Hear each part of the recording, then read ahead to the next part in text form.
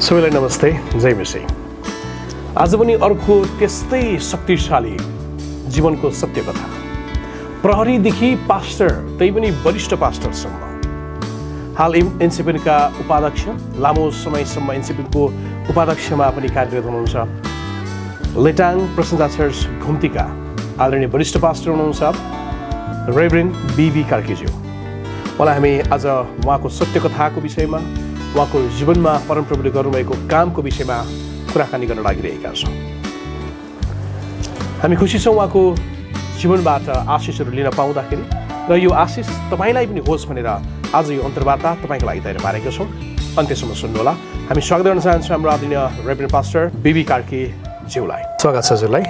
जय मसी, धन्यवाद तपाईँलाई। हजुर, तपाईँको इतिहासलाई बुझ्न पाउँदाखेरि हुन त हामी पहिला पनि सुनिरहेका छौँ तपाईँ प्रहरीको जागिर खाँदा खाँदै कसरी पास्टरीय सेवकाईमा आउनुभयो भनेर सुन्दाखेरि हामी एकदमै आश्रित भएको छौँ। धेरैजना मान्छेहरू यो भिडियोलाई हेरेर आशिष हुनुहुन्छ भन्ने मैले विश्वास गरेको छु, र पछिको पुस्तालाई पनि यो भिडियोबाट धेरै आशिष हुनेछ भन्ने विश्वासका साथ हामी यो अन्तर्वार्ता तयार पारिरहेका छौँ। तपाईँलाई पनि जानकारी गराएका छौँ हामीले, होइन? प्रश्नमा सुरु गरौँ न। अब तपाईँको जीवनमा प्रहरीको जागिरमा हुनुहुन्थ्यो, त्यस पछाडि पास्टर हुनुभयो, होइन? प्रहरीको जागिरबाट राजीनामै दिएर तपाईँ पास्टर सेवकमा आउनुभयो। त्योभन्दा पनि अगाडि कसरी प्रभुलाई पाउनुभयो? तपाईँले प्रभु येशू को हुनुहुन्छ अथवा प्रभुलाई वास्तवमै चिनेर ग्रहण गरेको अलिकति तपाईँको सत्य कथालाई भनिदिनुहोस् न। त्यही बेलामा मलाई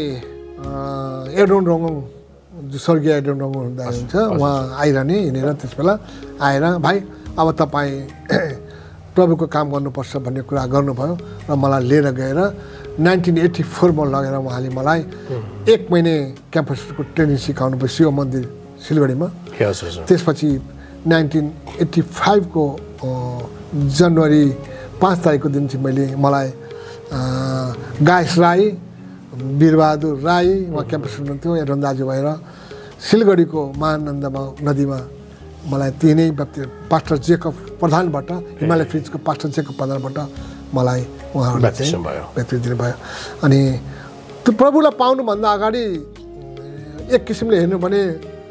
म अहिले आफै बुझ्छु मेरो जीवन केही पनि हुन्छ। म एकदम एक किसिमको बदमास पनि मान्छे पनि जस्तै मान्छे भन्दा चाहिँ अब अलिकति मानिसहरूलाई पिट्ने, अब ती हुन त ब्ल्याकमेल गर्नेहरू, 2 नम्बर गर्ने मान्छेलाई पिट्नु स्वाभाविक थियो, तर त्यसै पिट्नु त्यही दौरानमा मलाई सोल्नु पनि सर्व गरेको छ एउटा सजायको स्वरूपमा, है। म एक किसिमको नटेर्ने अनि मन्दिरहरूमा अनि यो केही पनि होइन, एउटा नास्ति जस्तो छैन बनाएको भन्ने कुरा गर्ने, बाहुनहरूलाई नढोग्ने इत्यादि मेरो बात थियो। तर पछि मैले जब पढ्दै गएपछि विद्रोही स्वभावको भएको थियो, यो फटाहरूलाई चाहिँ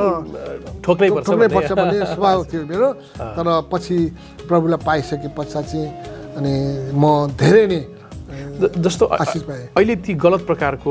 काम गर्ने व्यक्तिहरू हुन्छ नि, त्यस्तो व्यक्तिलाई तपाईँ अहिले कुन दृष्टिकोणबाट हेर्नुहुन्छ? अहिले चाहिँ तपाईँ क्रिस्चियन भएपछि चाहिँ ती गलत जो चाहिँ लागु औषधमा फसिरहेका छन्, जो ब्ल्याकमेलिङमा फसिरहेका छन्, फटाइ र अपराधिक क्रियाकलाप फसिरहेका छन्, होइन? ती व्यक्तिहरूलाई हेर्ने दृष्टिकोणमा केही परिवर्तन त छ? जब बाइबल अध्ययन गरेर ट्रेनिङ पाएँ, त्यसपछि मैले पाएँ त्यो उनीहरूको एउटा बाध्यता पनि रहेछ। अनि उनीहरूलाई प्रेम चाहिएको छ। कतिपय मानिसले प्रेम नपाएको कारणबाट नै यो लागु औषधमा गएका छन्। अनि यो एउटा बिमार हो। यिनीहरूलाई प्रेम गर्नुपर्छ, यिनीहरूलाई शिक्षा दियो भने र परमेश्वरको सङ्गतिमा ल्यायो भने परमेश्वर सम्भवका परमेश्वर हुन्छ, यिनीहरू बदलिन सक्छ भन्ने कुरा आएर अनि त्यही अनुसार मैले चाहिँ मनमा आयो। अनि त्यस पछाडि चाहिँ म अब मैले केही गर्नुपर्छ भन्ने कुरा लिएर अनि मैले राजीनामा दिएर म यहाँ आएँ। त्यहाँ आए पश्चात म ट्रेनिङ गएँ, बत्तिसमा लिएँ। त्यसपछि म यस मण्डली प्रशंसा लेटाङमा आउन थालेँ। सचिवदेखि लिएर मैले पास्टर सम्म भइरहेको छु। सुसमाचार गर्ने जसरी हुन्छ, परमेश्वरको काम हुन्छ, परमेश्वरको राज्य आउनुपर्छ भन्ने एउटा विचार बोकेर म यो सेवामा आएँ। त्यो समयमा धेरै क्रिस्चियनहरूले चुनौती पनि भोग्नु पर्यो, होइन? अब फरक प्रकारको चुनौती हुन्छ, कोही शारीरिक चुनौती हुन्छ, कोही मानसिक हुन्छ, कोही सामाजिक चुनौतीहरू हुन्छ। कस्तो प्रकारको चुनौतीहरू तपाईँले खेप्नु पर्यो या तपाईँलाई सहजै भएर गयो कि के छ त्यो अलिकति त्यो हिसाब बताइदिनुहोस् न। जब मैले प्रहरीको म हुँदाखेरि जुन मैले एउटा पाउने अब त्यस बेलाको असिस्टेन्ट सब इन्सपेक्टर भन्ने कुरा छोडेर म आउँदा मेरो घरबाट म यहाँ लेटाङमा आउनुको कारण पनि छ मेरो घर ओखलडुङ्गा भए पनि मेरो बाबा र आमाले भन्नु तैँले मानिसहरूलाई पक्रिने तैँले अब तँ नि क्रिस्चियन भएपछि तँलाई पक्रेर जेलमा हाल्छन् उठ्छन् पिट्छन् हामीले हेर्नुपर्छ त अब त जा भनेर मलाई त्यहाँबाट घरबाट पनि एउटा निकाला भए जस्तो अवस्था हो मैले केही नलिकन आएँ हामी आइसकेपछि म यहाँ यस्तो अवस्था थियो कि हामीसँग गुजारा गर्न पनि मुस्किल अवस्था थियो त्यो चुनौती थियो त्यसमध्येमा पनि पुलिसको एउटा असै पनि क्रिस्तानी भयो इसाई भयो भन्ने कुरा यहाँ पुरा हलचल भयो अनि यहाँ त प्रभुको काम मबाट भए पनि हगि र त्यो अवस्थामा यसलाई पक्रिनु पर्छ अब सेवा गर्दा गर्दै अनि पक्रिने अवस्था आयो हामी भागेर पनि अब किनभने एकपल्ट हाम्रो मण्डलीमा हाम्रो राजन श्रेष्ठको बुवा भीम श्रेष्ठ अनि हाम्रो दिलीप दाजुको बुवा पर्ने हाम्रो हुनुहुन्थ्यो हामी हल्दार बुढा भन्थ्यौँ उनीहरू सबैलाई पक्राउ पर्दाखेरि हामीले एउटा राजन भाइको बहिनीको मृत्यु हुँदाखेरि त्यहाँ चाहिँ हामीलाई धेरै नै अप्ठ्यारो स्थिति आयो यहाँसम्म कि हामीले क्रुस बनाएका थियौँ क्रुस पनि भाँचेर आगोमा हाले अनि त्यो अवस्थामा थानामा जाँदाखेरि पनि अब यङ प्रहरीको भएपछि अनि उनीहरूसँग वाद विवाद गरेको कारणबाट पक्रिने हामीले भयो अनि हामी अलि दिन चाहिँ 1-2 महिना चाहिँ भागी पनि भयौँ किन हाम्रो मेरो नाममा वारेन्ट पनि आएको थियो अनि दिलीप दाई म बिर्तामोड गयौँ बस्यौँ त्यहाँबाट हामी गएर दार्जिलिङ बस्यौँ त्यसै आए राति तापनि हामी राति चाहिँ यहाँ हामी चाहिँ शनिबार बेलुका राति सङ्गति गर्थ्यौँ रातको 8 किलोमिटर जङ्गल हामी रातभरि 12 बजी हिँडेर आएर यहाँ सङ्गति गरेर बिहान बाहिर पनि गयौँ चुनौती थियो हामीलाई त्यस बेलाको अवस्था थियो दुःख पनि थियो अनि मानिसहरूले हामीलाई पुलिसले वारेन्ट पनि झिकिसक्यो पक्राउ खुर्ची पनि तपाईँ तय गरिसकेको थियो त्यो अवस्थामा इन्डिया भारत नेपाल हुँदै राति हिँड्दै होइन रातिको सङ्गति गर्दै त्यत्रो धेरै दुःख चाहिँ नगरेको भए पहिलाको जस्तो अवस्थामा गएको भए त सजिलो हुँदैन थियो र त्यो चाहिँ कोही बेला मानिसको जीवनमा उतार चढाव चाहिँ हुँदो रहेछ जब मेरो तपाईँलाई यस्तो लागेन होइन अब यो साह्रै दुःख भयो चाहिँ अब फेरि फर्किनुपर्छ भन्ने लागेन त्यो बेला चाहिँ भएन त्योभन्दा अगाडि चाहिँ बरु हुन जुन बेला मैले दोकान गरेर बसेको थिएँ कपडा दोकान छोडेर पहिले फर्स्टमा चाहिँ अनि तपाईँको साथीहरू कतिजना आउने अनि साथीहरूले भन्थ्यो तेरो साथीहरू इन्सपेक्टर डिएसपी भइसके त एउटा के नीतिमा आएर यस्तो गरेको भन्दा चाहिँ मनमा कहिलेकाहीँ हामीलाई उतार चाहिँ फिलिङ चाहिँ हुने मैले बेकार आएछु भने फाइनेन्सियली पनि केही उतार भयो अब समस्या एउटा श्रीमतीको जागिरले मैले जागिर छोडेर 390 रुपियाँ थियो तलब अनि 390ले घर भाडामा बस्नुपर्ने श्रीमतीको तलब त्यति नै थियो अनि अप्ठ्यारो थियो तापनि अब जुन परमेश्वरको इच्छा नै थियो मलाई एउटा बोलावट नै भएको थियो भने मैले बुझ्दछु अनि दोकान पनि म बस्दा साथीभाइको त्यो भने अनि बेकार छोडिछु जस्तो म एकपल्ट जान पनि खोजेको त त्यही बेलामा परमेश्वरको इच्छा परमेश्वरले एडोन रङ्गोलाई बोलाएर अनि मलाई क्याम्पसको ट्रेनिङमा लिएर गयो बक्सिस दिनुपर्छ त्यस पश्चात चाहिँ मैले कपडा दोकान छोडेर म सेवामा मसँग केही थिएन अनि के खाने अनि मैले परमेश्वर चुनौती गरेँ प्रभु यदि तपाईँले मलाई साँच्चै नै बोलाउनु भएको तपाईँको सेवाको निम्ति हो भने मैले तपाईँको निम्ति एउटा मेरो नोकरीलाई मैले बलिदान गरेर आएको छु भने तपाईँको अगाडि मैले लज्जा बस्नु नपरोस् भन्ने कुरा भएपछि मैले के त्यसपछि मलाई चाहिँ एउटा खानेपानीबाट यो धनकुटा खानेपानीमा ब्रिटिसहरूको प्रोजेक्ट थियो बिनियन पार्टनर भन्नेको अनि रेडियो अपरेटर मलाई एउटा मेरो साथीले मलाई बोलाएर गएँ अनि त्यहाँ मैले 1 वर्ष ट्रेनिङ गरेँ 1 वर्ष बसेँ काम गरेँ अनि शुक्रबारको दिन त छुट्यो शनिबार मैले सङ्गति गर्न आइपुग्थ्यो आइतबारको दिन छुट्यो नै म उहाँ धनकुटा त्यसै गरी पनि सङ्गति गरेँ र त्यस पश्चात मलाई त्यो प्रोजेक्ट टुट्यो अनि करिब मलाई प्रशस्त परमेश्वरले आशीर्वाद दिनुभयो त्यो बेलाको 1 लाख रुपियाँ मैले पाएँ हेर्नुहोस् है यो 30 यो 35-36 सालको कुरा त्यो बेलामा 1 लाख भनेको धेरै नै 41 सालको आयो त्यसबाट म जमिन किनेँ जो अहिले 2-3 करोडको छ घर बनाएँ जमिन किनेँ परमेश्वरले आशीर्वाद दिएर म अहिले अगाडि बढ्दैछु तपाईँले येशू ख्रीष्टलाई मान्छेको बुझाइ फरक हुन्छ किनभने विभिन्न पृष्ठभूमिबाट प्रभुलाई विश्वास गरेको कारणले गर्दाखेरि मानिसहरूले येशू ख्रीष्टलाई बुझ्ने पर्सपेक्टिभ चाहिँ फरक हुन्छ होइन तपाईँलाई चाहिँ येशू ख्रीष्टलाई को हुनुहुँदो रहेछ भनेर त्यो अवस्थामा तपाईँले कसरी बुझ्नुभयो जस्तो कसैले चाहिँ एउटा चङ्गाइकर्ता भनेर बुझ्नुहुन्छ होइन अनि तपाईँ अब अलिकति बौद्धिक स्तरबाट आएको हुनाले हजुरको बुझाइ चाहिँ कस्तो हो मैले त विशेष गरी सोलोमा जब प्रभुका दास छोरीलाई पक्रेर लिएर आउँदाखेरि यस्ता सोझै व्यक्ति थियो राईहरू सोझै व्यक्ति थियो किन लागिरहेछन् म जब हिन्दू थिएँ किन लागिरहेका छन् केही त छ भन्ने मलाई चाहिँ जिज्ञासा त भइरहने नि त अनि आउँदै मैले जब त्यो किताब सुनभित्र गरेँ मेरो श्रीमती अनि यो चर्चहरूमा जब मेरो आउनुभयो त्यो मानिस हेरेपछि उहाँ प्रभु शान्तिका परमेश्वर पक्का प्रभु नै हुनुहुन्छ भन्ने मलाई लाग्यो आएपछि फेरि त्यति मात्रै होइन मेरो मनमै शान्त भएन जागिर छोड्ने भयो जागिर छोडेँ आइसकेपछि मेरो श्रीमती बिमार हुनुभयो एकदम मलाई प्रभुले प्रत्यक्ष एउटा किसिमले देखाउनु भएको छ उहाँको शक्ति बोली बन्द सुतेको सुते हामी भाडामा थियौँ अनि दिदीबहिनीहरू गएर प्रार्थना गऱ्यो प्रभुका दासले पञ्चायतकालको बेला है दासहरूलाई बोलाइदिनुहोस् भन्ने कुरा भइसकेपछि त्यस बेलामा अहिले स्वर्गीय हुनुहुन्छ नरबहादुर भट्टराई लाजेश भट्टराई भन्ने हुनुहुन्थ्यो यो ब्याङ्कको प्रबन्धक हुनुहुन्थ्यो राष्ट्रिय वाणिज्य ब्याङ्कको प्रबन्धक हुनुहुन्थ्यो यहाँ क्षेत्र उहाँ र स्वर्गीय अहिले पत्रुस मर्मु उहाँहरू इलाम हिँडेको व्यक्ति काने पोखरी आइसकेपछि उहाँले यता लागु भएछ र ठ्याक्क आउनुभयो मेरो घरमा आइपुग्नु हो उहाँहरू सिधै कोठामा हामी भाडामा लिएको थियौँ बिमारी मेरो श्रीमती प्रार्थना गर्नुभयो यसो नामको जे होस् पनि गीत गाउनुभयो प्रार्थना गर्दै मेरो श्रीमती जुक्क उठ्यो अनि मलाई हो कि मैले आँखा पनि खोलेँ एक किसिमले होइन अब किन म नयाँ छु नि त आएको छु त्यो शक्ति देखेपछि प्रभु शक्तिशाली तपाईँको किनभने प्रहरीमा हुनुहुन्छ इन्भेस्टिगेटिभ माइन्ड हुन्छ होइन के हो कसो चासो बढी दायाँ बायाँ भयो अनि प्रभु हुनुहुन्छ प्रभुमा छ भन्ने कुरा अनि फेरि त्यसपछि गर्दा गर्दै आश्चर्य गर्दा उठेको छ यो आँखा नसक्ने अवस्था बोली नै फुट्यो त्यस बेला उहाँ यसो नामको जय होस् भन्ने गीत गाएपछि बोली फुट्यो उठ्यो त्यो घर बेटीहरू पनि अलिक छक्क पर्छ त्यो बेला त्यो अनि त्यसपछि मलाई प्रभुले जब म बाहिर फेरि मानिसको स्वभाव हो आएपछि दुःख हुन्छ अलिक कमाउँ भन्ने पनि हुन्छ नि त आर्थिकको कुरा हुन्छ अनि जानुपर्छ बाहिर विदेशतिर गएर कमाउने भन्दाखेरि जब म त्यो कुरा गर्छु मेरो खुट्टा नचलेर म 1 वर्षसम्म मेरो खुट्टा अपाङ्ग जस्तो भएर म बसेँ त्यसपछि मैले प्रस्ताव गरेँ प्रभु तपाईँ म सेवा गर्छु भनेपछि म चङ्गाइ भएर मलाई त हाम्रो नेपाल राष्ट्रिय मण्डल समितिको अध्यक्ष हुनुहुन्छ अहिले अनुप तामाङलाई थाहा छ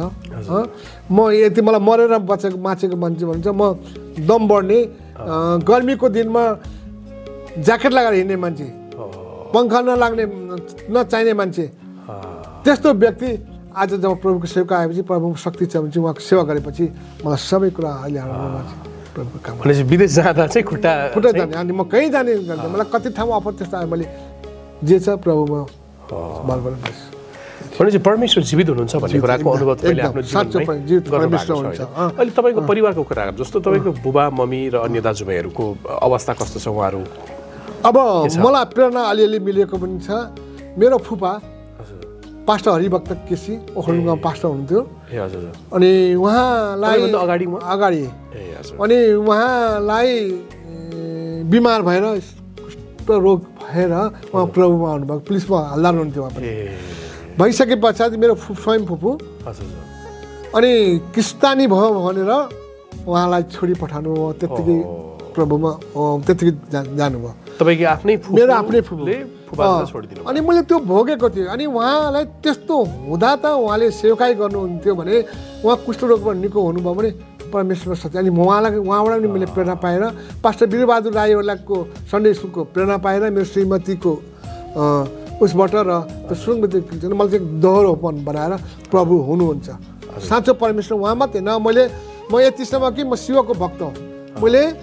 त्यो मेरो प्रत्येक बाकसमा शिवको मूर्ति राख्ने पूजा गर्ने व्यक्ति मान्छे म तर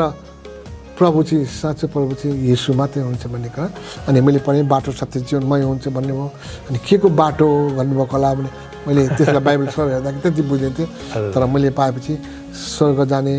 जीवनको बनाउने बाटो सत्य परमेश्वर उहाँ नै हुनुहुन्छ भन्ने कुरा बुझ्दै गएपछि अहिले चाहिँ म पास्टरको सेवा गाएँ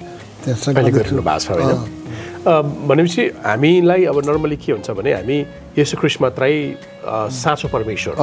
एकमात्र परमेश्वर जसले मात्रै हामीलाई स्वर्गमा लान सक्नुहुन्छ भन्ने छ तर संसारमा यति धेरै हाम्रो समाजमा यति धेरै मानिसहरू चाहिँ पाप पखाल्नका लागि वैकुण्ठ चाहिँ जानको लागि होइन विभिन्न चाहिँ धर्म कार्यहरू गरिरहनु भएको छ पूजापाठहरू गर्नुभएको छ उहाँलाई केही सन्देश छ तपाईँको अब म त के भन्न चाहन्छु कि मैले अनुभवबाट आएको व्यक्ति हो मैले पारक गरेर हेरेको छु मैले बाबा धाम गइनँ कि मैले म प्रहरी पोस्टमा हुँदाखेरि पशुपतिनाथमा गएर मेरो श्रीमतीलाई सम्म लान मैले खोजेर क्रुस भाँचिनँ कि मेरो आफ्नै कथा छ मैले क्रुस पनि भाँचेको व्यक्ति हो मैले श्रीमती मैले के भने म पहिले मेरो श्रीमती मभन्दा पहिले हुँदा चाहिँ उहाँको परमेश्वर शक्ति छ कि मेरो परमेश्वर शक्ति छ भन्ने त्यो पनि दाँजेको अनि मैले युद्ध मैले पशुपतिमा छ्याउनलाई उहाँ जानु भएन मैले क्रुसले कुटेको छु भाँचेको छु बाइबल आगो जलाएको छु छ तर उहाँ फर्किनु त्यस कारण यो हाम्रो परमेश्वर यो परमेश्वरमा केही छ भन्ने मलाई जिज्ञासा भएर अनि म आएको व्यक्ति हुँ र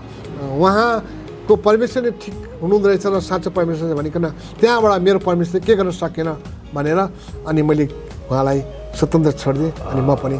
उहाँको पछि लागेँ भनेपछि तपाईँको गुरु चाहिँ गुरुआमा नि हो उहाँको जीवनबाट नै मैले प्रेरणा पाएर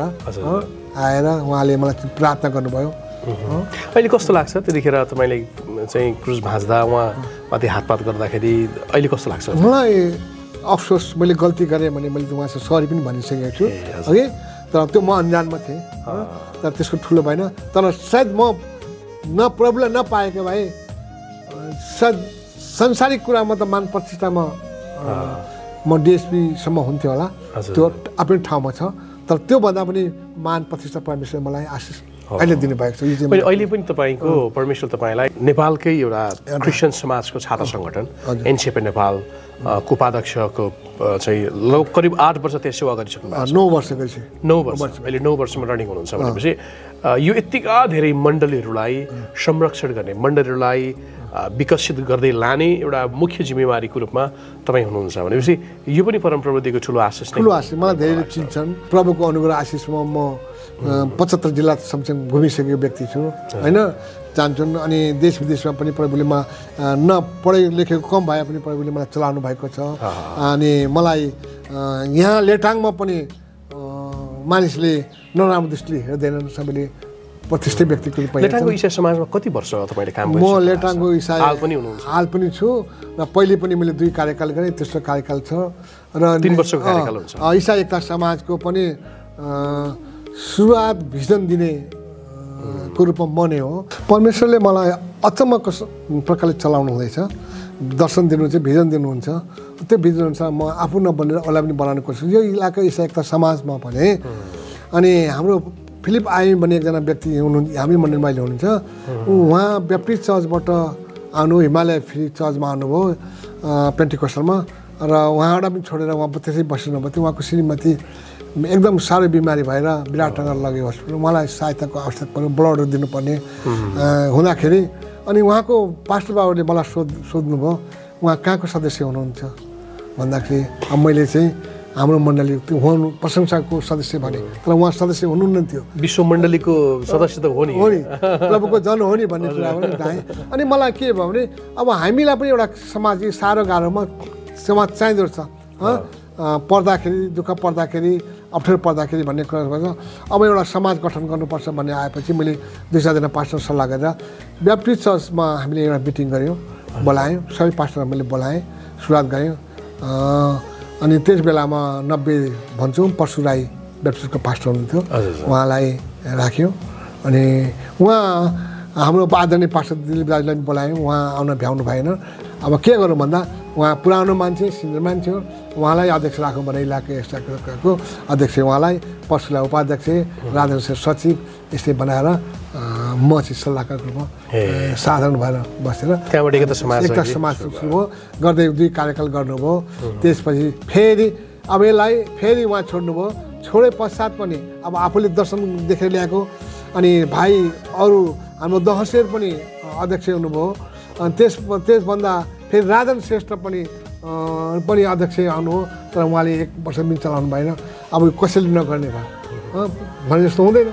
फेरि मैले सम्हालेँ यसलाई लिएर आएर मगाएँ फेरि म आएपछि अब यसलाई संस्थामा दर्ता गर्नुपर्छ भनेर सिडिओ कार्यालयमा गएर सरकारसँग यसलाई हामीले दर्ता मेरै संस्था अधिकारी रूपमा पनि दर्ता छ अनि त्यो बेलाको दर्ताको अध्यक्ष चाहिँ म हो अनि हामी गराएर अनि यसरी लिएर आएका छौँ र 2-3 कार्यकाल म फेरि 2 कार्यकाल पहिले पनि गरेँ फेरि अस्ति गरेँ फेरि पनि यसपालि नै गर्नुपर्छ भने म एनसिएफको 70 वर्षको उमेरमा पनि अहिले 72 वर्षको उमेरमा एनसिएफको उपाध्यक्ष हुँदाहुँदै पनि अब यो त पोस्ट त सानै हो त्यो हेरी त पोस्टलाई होइन हामी काम गर्ने सेवकाई भनेर मैले चाहिँ यस्ता कुरा अहिले मैले लाँदैछु एनसिएफएनको अलिकति कुरा गरौँ पहिलो प्रश्न चाहिँ एनसिएफएन चाहिँ मण्डलीको एउटा अभिभावक संस्था नेपाली मण्डलीको अभिभावक संस्था हो कि अहिले सम्प्रदाय भनेर पनि यसो खाने गर्ने सुन्ने गरिन्छ के हो 1960मा हाम्रा केही गुरुहरू 14 जना जतिको अग्रजहरूले खडा एउटा सङ्गतिको रूपमा भक्तपुरको सानो कोठामा भेला भएर प्रार्थना गरेर सुरुवात गरेको यो असम्प्रदाय संस्था हो अनि यो पहिले एनसी यसलाई चाहिँ नेपाल ख्रिस्टी सङ्गतिको रूपमा जमायो बढ्दै गइसकेपछि अब अहिले 4000 भन्दा बेसी चर्च भएछ यसलाई चाहिँ चर्चको सङ्गतिमा परिणत भएको एनसिएफ नेपाल भन्ने कुरा आयो नेपाल राष्ट्रिय मण्डली सङ्गतिमा आयो र यो चाहिँ एउटा असम्प्रदाय यसले चाहिँ सम्बन्ध सबै मण्डलीहरूसँग सम्बन्ध राख्न खोज्छ सम्बन्ध राखेपछि सङ्गति गर्नु भन्ने खोज्छ र मिलेर सहकार्य हामीले सक्ने सहकार्य गर्ने एउटा यो अब जे भए पनि नेपालमा यो टोपी फाटे तापनि दाजु नै हो त्यसकारण यहाँ अहिले एनसिएस आए पनि एजी आए पनि ब्याप्टिजम जे आए पनि नेपालको सुरुवात मण्डली नेपालमा एनसिएफ नेपाल हो संस्थाको अभिभावकमा हो अनि यो अभिभावकपन चाहिँ अहिले पनि निभाइराखेको छ यसले आफ्नो जहाँ सङ्गति गर्छ अनि त्यो सङ्गति गरेको ठाउँमा चाहिँ हस्तक्षेप गर्दैन अभिभावकको रूपमा गर्छ यतिसम्म हो कि प्रार्थना गर्न हाम्रा अग्रजहरूलाई जस्तै पढेका थिएनन् हामीलाई यहाँसम्म ल्याए म उहाँलाई धन्यवाद दिन सक्छु कि 4 आत्मिक नियम मैले सुनेको 4 आत्मिक नियम पढेर बिहा दिन्थे भनेपछि हामी शिक्षाको कमी भएको व्यक्तिलाई प्रार्थना गर्न सिकाउने बिहा दिने मण्डली यत्रोसम्म लान सिकाउने एनसिएफले नै गरायो एनसिएफले अहिले सबभन्दा पुरानो र नेपाल सरकारसँगको अन्तर्राष्ट्रियमा पनि गएको त्यति मात्रै होइन वर्ल्ड इभान्जेलिकल एयरलाइन्सको पनि सदस्य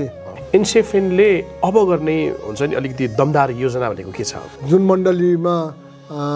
अब भवनहरू छैनन् प्रार्थना गर्ने ठाउँै छैन भने त्यस्तो ठाउँमा गएर भवनहरूको लागि हामीले सहायता जुटाइदिने काम गर्छौँ बाढी विभिन्न प्रकोपहरू हुन्छन् त्यो प्रकोपमा हैम हस्त गर्ने एउटा अभिभावकको मण्डलीमा गएर शिक्षाहरू दिने अनि परिआएको बेलामा अप्ठ्यारो स्थितिमा गएर खडा हुने हामीले गरिरहेको छौँ मैले जानेदेखि म 2053 सालदेखि एनसिएफ नेपालमा छु र 53 सालमा म प्रदेशको अहिले पहिले क्षेत्र थियो सचिवमा भएँ सचिवदेखि लिएर म अध्यक्ष भएँ अध्यक्ष 16 वर्ष पूर्वाञ्चल प्रदेश क्षेत्र भन्थ्यो अहिले चाहिँ प्रदेश छ म कोशी प्रदेशको 16 वर्ष मैले अध्यक्ष गरेँ त्यसपछि 3 वर्ष गएर सचिव गरेँ र अहिले 9 वर्षका उपाध्यक्षमा गइरहेको छु र मलाई एनसिएफको माया छ एनसिएफ पाउनु के छ र एनसिएफले चाहिँ हामीलाई प्रार्थना गर्न सिकाउने संयमताका कुराहरू धैर्यताका कुराहरू एकताका कुराहरू हाम्रो एफिसी 4 को 3लाई नै हामीले शान्तिको बन्धनमा परिश्रम गरेर भने हाम्रो मूल हामी काम गरिरहेको अब जस्तो यो कानुनी अधिकार प्राप्त गर्नलाई सरकारबाट संरक्षण प्राप्त गर्नलाई होइन सरकारबाट आधिकारिक रूपमा क्रिस्चियनहरू पनि क्रिस्चियन भनेर गर्व गर्ने अवस्था बनाउनका लागि अहिले विभिन्न समस्याहरू आइरहेको छ त्यो क्रिस्चियनहरूको हक हितको लागि चाहिँ एनसिएफ नेपालले कति काम गरेको छ र कति काम गर्ने तयारी केही छ त्यो एनसिएफ नेपालले नेपालका मण्डलीहरूको हक हितको निम्ति अघि पनि धेरै प्रयास गर्यो एक त पहिलो प्रयास नै अगुवाहरूको निर्माण हो अनि बौद्धिक र हाम्रो एभेन्जर बाइबल कलेजदेखि शिक्षा पनि हुनुपर्छ भन्ने कुरादेखि लिएर हामी त्यसमा छौँ एउटा त्यो छ दोस्रो कुरो चाहिँ सबैसँग सहकार्य प्रेममा मिल्नुपर्छ भन्ने कुरा जस्तो कानुनी तौरमा पनि वकिलो लगाएर अनि संस्था दर्ता छ सरकारमा दर्ता भएको संस्था हो अनि सरकारमा दर्ता भएको कुराले चाहिँ गर्दा हामी सरकारसँग परेका अप्ठ्यारा कुराहरू पनि अनि मिलाएर अहिले विभिन्न अब एनसिएस छन् एजी विभिन्न सम्प्रदाय छन् ती सम्प्रदायलाई पनि हामी जोडेर अब संविधान लाने एकतामा लाने प्रार्थना चाहिँ एनसिएफले गरिरहेको छ। तपाईँको कतिवटा हिस्सा चाहिँ मैले पनि नसुनेको रहेछु होइन। हामी तपाईँहरूकै अन्डरमा तपाईँहरूकै शोखाहरूलाई देखेर कति इन्सपिरेसनहरू प्राप्त गरेका छौँ। तपाईँ कतिवटा एकदमै इन्ट्रेस्टिङ हिस्साहरू पनि हामीले सुन्न पायौँ र आशिष पनि केही दुःख लाग्दो तर परमप्रभुले तपाईँको जीवनमा सुख लाग्दो जीवनयापन गर्न अहिले सहजीकरण गरिरहनु भएको छ। अनि धेरै धन्यवाद छ तपाईँको यो अमूल्य समयको लागि। मैले तपाईँलाई कुनै पनि कुराहरू सोध्न नपाएको अथवा तपाईँलाई भन्न मन लागेको यो चाहिँ म आज भन्छु सबैलाई भन्ने कुरा त्यस्तो केही छ दर्शक? म चाहिँ आदरणीय श्रोताहरू, अब हामी निकम्मा भए पनि अनपढ भए पनि जे जस्ता भए पनि यदि परमेश्वरमाथि भरोसा गर्छौँ भने परमेश्वर येशू ख्रीष्ट मात्रै हुनुहुन्छ। हिँड्छौँ भने परमेश्वरले हामीलाई ठिक ठाउँमा डोराउनुहुन्छ र हाम्रो जीवनमा आशिष दिनुहुन्छ। तर हामी उहाँमा भरोसा गर्न सक्नुपर्छ। हामीले भरोसा गर्न सिक्यौँ भने मैले धेरै आशिष पाएको छु र मेरो जीवनको भोगाई धेरै घटनाहरू छन्। ती घटनाको मैले अहिले पूर्ण विवरण दिएको छैन, लामो समय हुन्छ भने। तर त्यो भोगाई मैले भोगेको कारणबाट र आशिष पाएको कारणबाट म अरूलाई यो भन्न चाहन्छु कि आउनुहोस् प्रभुलाई चाखी हेर्नुहोस् एकपल्ट, हाम्रो प्रभु भलो हुन्छ, कस्तो हुनुहुन्छ भन्ने म यो चाहिँ सबैलाई भन्न चाहन्छु। धन्यवाद सबै। हस्, थ्याङ्क यू सो मच।